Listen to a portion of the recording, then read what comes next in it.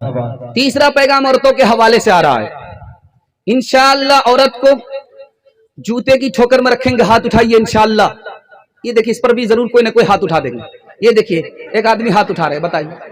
दाना पानी सब बंद हो जाएगा। ध्यान से सुनिएगा, औरतों के हवाले से 2 पैगाम आएगा, जल्दी से निकल जाएगा। मैं आपकी बेदारी को टटोल करके पैगाम इसलिए देता हूं ताकि मेरा पैगाम जाये ना हो जाए। बहुत ध्यान से आप लोग सुने, आंख से भी दिमाग से भी, दोनों से मुकम्मल आप ध्यान से सुनेंगे, जलसा कामयाब हो जाएगा। बिल्कुल 2 पैगाम औरतों के हवाले से सुना रहा हूं कि जब नाफरमान औरत होती है तो सबको मुसीबत में डाल देती है। दिखाने के लिए जा रहा हूं, सुनिएगा, जल्दी से निकल जाएगा। नाफरमान औरत सबको मुसीबत में डाल देती है। एक लड़की का नाम था अनीजा। उस लड़की का नाजायज ताल्लुक था एक जवान से, उसका नाम था किदार। उस जवान ने कहा मुझसे शादी कर लो, तो लड़की कहती है शादी ऐसे नहीं करूंगी, सालेह अलैहिस्सलाम जो पैगंबर हैं उसकी ऊँटनी को कत्ल कर दो, तब मैं तुमसे शादी कर लूंगी। उस जवान ने इश्क के चक्कर में, लड़की के चक्कर में नबी की ऊँटनी को जैसे ही कत्ल किया, अल्लाह का अजाब आया, वो खुद बर्बाद हुआ, पूरी कौम तबाह हो गई। नाफरमान औरत सबको मुसीबत में डालती है। दूसरी मिसाल आ रही है, एक औरत का नाम था कतामा। ये लड़की इश्क करती थी एक लड़के से, उसका नाम था अब्दुर्रहमान। अब्दुर्रहमान इश्क करता है किससे? कतामा से। कतामा लड़की है, इश्क करती है किससे? अब्दुर्रहमान से। अब्दुर्रहमान ने कहा शादी कर लो, कहा शादी ऐसे नहीं करूंगी, पहले हजरत अली का सर लेकर के आओ, तब मैं तुमसे शादी करूंगी। उस लड़के ने लड़की के चक्कर में हजरत अली को शहीद कर दिया। नाफरमान औरत सबके लिए मुसीबत। दूसरी मिसाल आपके सामने आ रही है, ध्यान से सुनिएगा। जैसे ही बहू आई, ससुराल में देखा कि बुढ़िया है, न उठ सकती है न बैठ सकती है, माजूर है, सास है, तो अपने शौहर से कहती है कि मैं इसको ढोने के लिए नहीं आई हूं ससुराल में, जब तक इसको हटाओगे नहीं घर से, मैं इस घर में नहीं रहूंगी। ये जनमुरी जोरू का गुलाम अपनी मां को जंगल में ले जाकर के छोड़ दिया। तीसरी मिसाल आ रही है, ध्यान से इसको सुनिएगा। बीवी आई, मैके से ससुराल आई, शौहर से कहती कान लाओ, मैं राज की बात करना चाहती हूँ। तो शौहर ने कान बढ़ाया, क्या कहना चाहती है? कहा देखो, मैं तुम्हारी खातिर माँ को छोड़ करके आ रही हूँ, मैं तुम्हारी खातिर बाप को छोड़ करके आ रही हूँ, तुम मेरी खातिर अपनी माँ को छोड़ दो। ये जोरू का गुलाम अपनी माँ को अपने घर से निकाला, किराए के मकान में डाल दिया। तीसरी मिसाल आ रही है, ध्यान से सुनिएगा।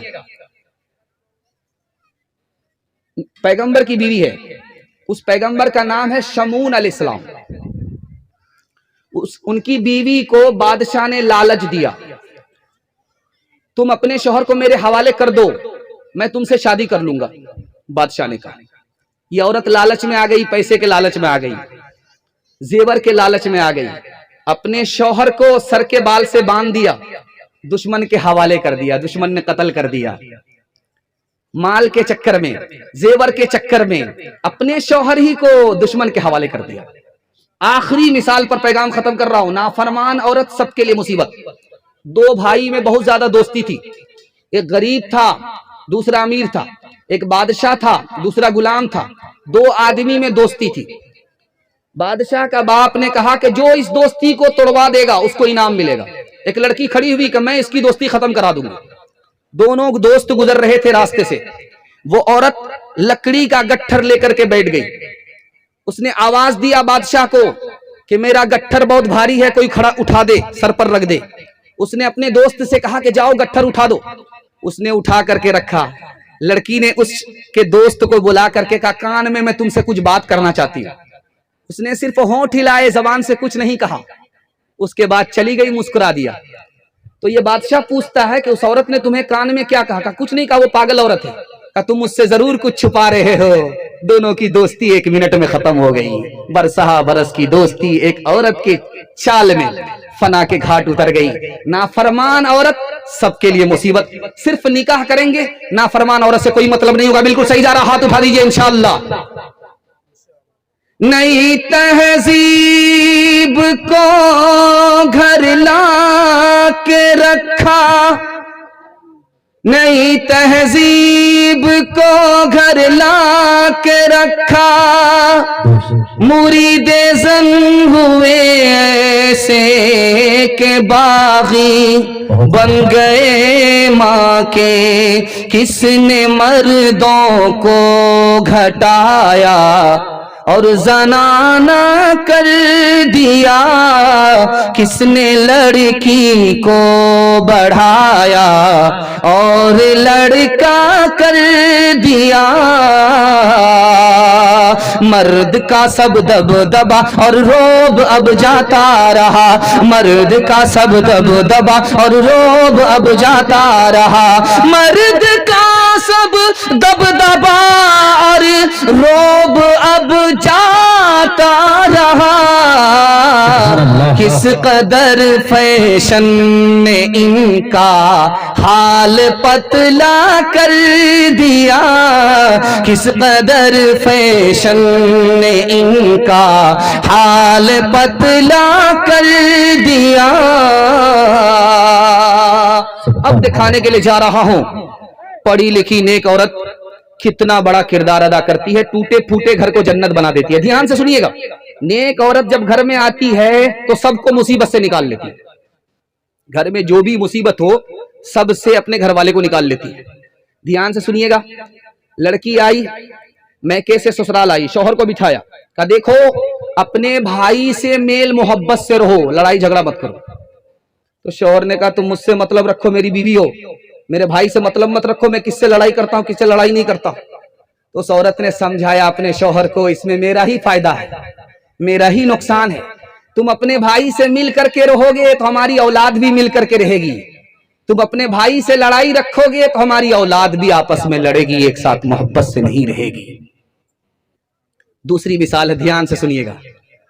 एक गांव का नाम था दाहिस, एक गांव का नाम था गबरा। दो गांव में लड़ाई चल रही थी 40 साल से। उस गांव का लड़का ने इस गांव की लड़की से शादी कर लिया। उस लड़की ने कहा कि मेरी रुखसती उसी शर्त पर होगी जब तक ये लड़ाई खत्म ना हो जाए। अब लड़का फंस गया, यार ये 40 साल से लड़ाई चल रही है तो खत्म नहीं हो रही है, अब क्या खत्म होगी, मैं बूढ़ा हो जाऊंगा, मेरी रुखसती नहीं होगी। 3000 ऊंट लेकर के दूसरे गांव वाले के पास गया, हाथ जोड़ करके कहा आप लोग लड़ाई खत्म कर दीजिए वरना मैं बूढ़ा हो जाऊंगा, मेरी बीवी ससुराल नहीं आएगी। 3000 ऊंट दे करके लड़ाई खत्म हो गई।